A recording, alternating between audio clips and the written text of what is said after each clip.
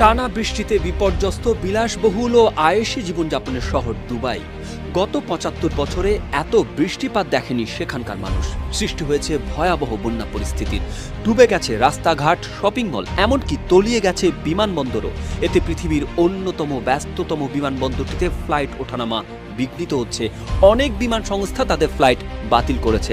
বিমানগুলোকে নৌকার মতো পানির মাঝখানে পড়ে থাকতে দেখা যায়। অথচ পশ্চিম এশিয়ার অর্থনৈতিক কেন্দ্র হিসেবে গণ্য করা হয় এই দুবাইকেই। প্রবল ঝড় বৃষ্টির জেরে থমকে গেছে দুবাইয়ের যাবতীয় কার্যক্রম।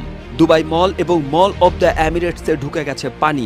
পানিতে তলিয়ে গেছে মেট্রো স্টেশনও। কোথাও কোথাও হাঁটু পর্যন্ত পানি জমে রয়েছে। নৌকায় চেপে পার হতে দেখা গিয়েছে মানুষজনকে।